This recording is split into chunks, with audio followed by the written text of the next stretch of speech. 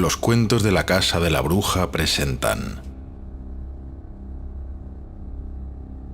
2001, una odisea espacial, de Arthur C. Clarke.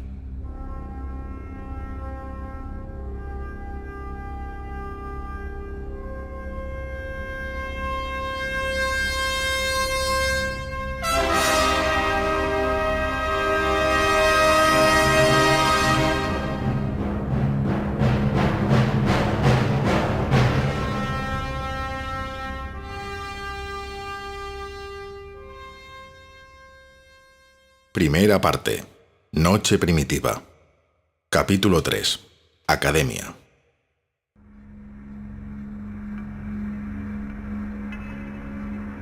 Moonwatcher y sus compañeros no conservaban recuerdo alguno de lo que habían visto, después de que el cristal cesara de proyectar su hipnótico ensalmo en sus mentes y de experimentar con sus cuerpos. Al día siguiente, cuando salieron a forrajear, pasaron ante la losa sin apenas dedicarle un pensamiento. Ella formaba, ahora, parte del desechado fondo de sus vidas. No podían comerla, ni tampoco ella a ellos. Por lo tanto, no era importante. Abajo, en el río, los otros profirieron sus habituales amenazas ineficaces. Su jefe, un mono humanoide con solo una oreja y de la corpulencia y edad de Moonwatcher, aunque en peor condición, hasta se permitió dar una breve carrera en dirección al territorio de la tribu, gritando y agitando los brazos en un intento de amedrentar a la oposición y apuntalar su propio valor. El agua del riachuelo no tenía en ninguna parte una profundidad mayor que 35 centímetros. Pero cuanto más se adentraba en ella una oreja, más inseguro y desdichado se mostraba, hasta que no tardó en detenerse, retrocediendo luego con exagerada dignidad para unirse a sus compañeros.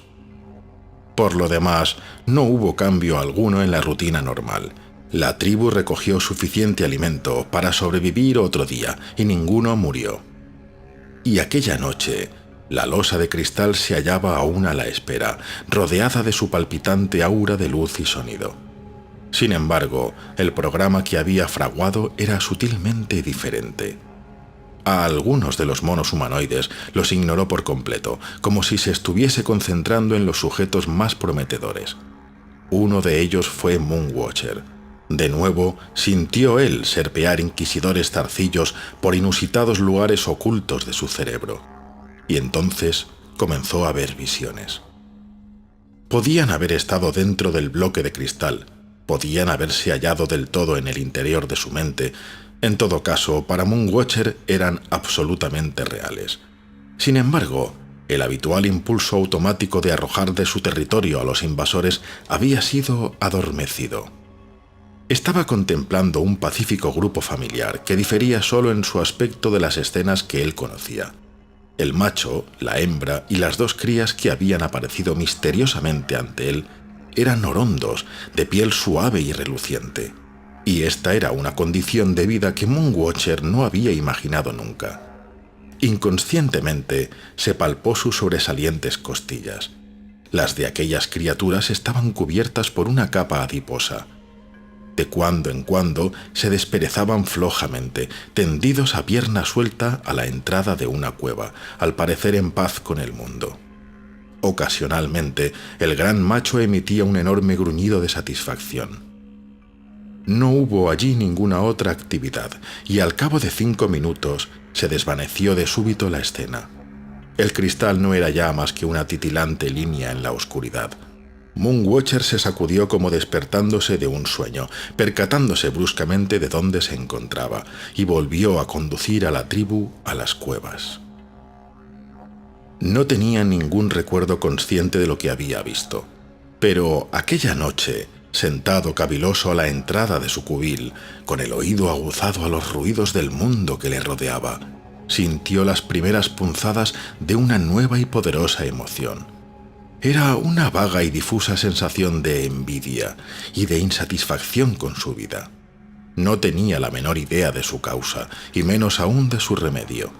Pero el descontento había penetrado en su alma y había dado un pequeño paso hacia la humanidad.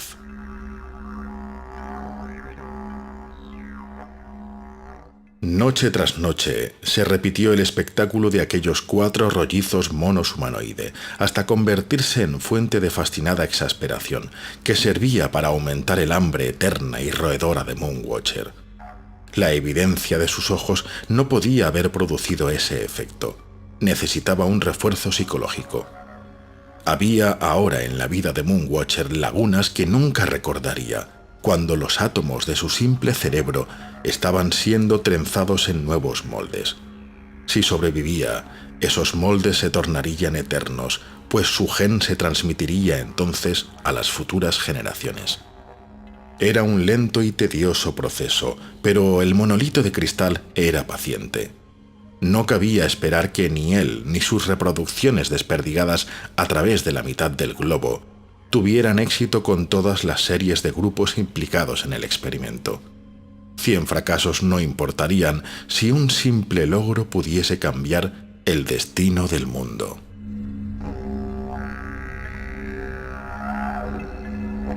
Para cuando llegó la siguiente luna nueva, la tribu había visto un nacimiento y 2 muertes. Una de estas había sido debida a la inanición. La otra aconteció durante el ritual nocturno, cuando un macho se desplomó de súbito mientras intentaba golpear delicadamente 2 piedras. Al punto, el cristal se oscureció y la tribu había quedado liberada del ensalmo. Pero el caído no se movió, y por la mañana, desde luego, había desaparecido. No hubo ejecución la siguiente noche. El cristal se hallaba aún analizando su error. La tribu pasó ante él en la oscuridad, ignorando su presencia por completo. La noche siguiente estuvo de nuevo dispuesta a la función. Los 4 rollizos monos humanoides estaban aún allí, y esta vez hacían cosas extraordinarias. Moonwatcher comenzó a temblar. Sentía como si le fuese a estallar el cerebro y deseaba apartar la vista. Pero aquel implacable control mental no aflojaba su presa y se vio forzado a seguir la lección hasta el final, aunque todos sus instintos se sublevaran contra ello. Aquellos instintos habían servido bien a sus antepasados en los días de cálidas lluvias y abundante fertilidad, cuando por doquier se hallaba el alimento presto a la recolección. Mas los tiempos habían cambiado y la sabiduría heredada del pasado se había convertido en insensatez. Los monos humanoides tenían que adaptarse o morir, como las grandes bestias que habían desaparecido antes que ellos, y cuyos huesos se hallaban empotrados en los cerros de caliza. Así, Moonwatcher miró con mirada fija y sin que le pestañearan los ojos el monolito de cristal, mientras su cerebro permanecía abierto a sus aún inciertas manipulaciones. A menudo sentía náuseas, pero siempre tenía hambre. Y de cuando en cuando, sus manos se contraían inconscientemente sobre los moldes que habían de determinar su nuevo sistema de vida. Moonwatcher se detuvo de súbito cuando la hilera de cerdos atravesó la senda, olisqueando y gruñendo. Cerdos y mono humanoide se habían ignorado siempre mutuamente, pues no había conflicto alguno de intereses entre ellos. Como la mayoría de los animales que no competían por el mismo alimento, se mantenían simplemente apartados de sus caminos particulares. Sin embargo, a la sazón Moonwatcher quedóse contemplándolos, con inseguros movimientos hacia atrás y adelante, al sentirse hostigado por impulsos que no podía comprender. De pronto, y como en un sueño, comenzó a buscar en el suelo. No sabría decir qué, aun cuando hubiese tenido la facultad de palabra. Lo reconoció al verlo. Era una piedra pesada y puntiaguda, de varios centímetros de longitud, y aunque no encajaba perfectamente en su mano, serviría. Al blandirla, aturrullado por el repentino aumento de peso, sintió una agradable sensación de poder y autoridad, y seguidamente comenzó a moverse en dirección al cerdo más próximo. Era un animal joven y estólido, hasta para la norma de inteligencia de aquella especie. Aunque lo observó con el rabillo del ojo, no lo tomó en serio hasta demasiado tarde. ¿Por qué habrían de sospechar aquellas inofensivas criaturas de cualquier maligno intento? Siguió hozando la hierba hasta que el martillo de piedra de Moonwatcher le privó de su vaga conciencia. El resto de la manada siguió pastando sin alarmarse, pues el asesinato había sido rápido y silencioso.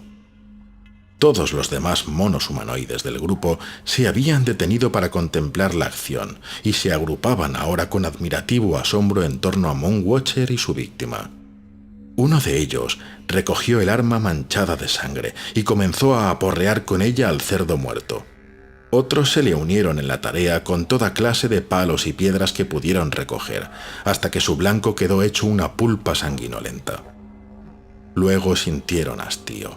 Unos se marcharon, mientras otros permanecieron vacilantes en torno al irreconocible cadáver, pendiente de su decisión el futuro de un mundo. Pasó un tiempo sorprendentemente largo hasta que una de las hembras con cría comenzase a lamer la sangrienta piedra que sostenía en sus manos. Y todavía pasó mucho más tiempo antes de que Moonwatcher, a pesar de todo lo que se le había enseñado, comprendiese realmente que no necesitaba tener hambre nunca más.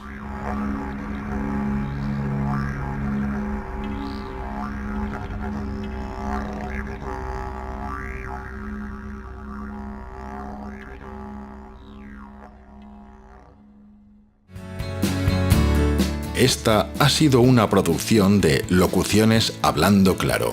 Si necesitas mi voz para tu negocio, contacta conmigo en info@locucioneshablandoclaro.com.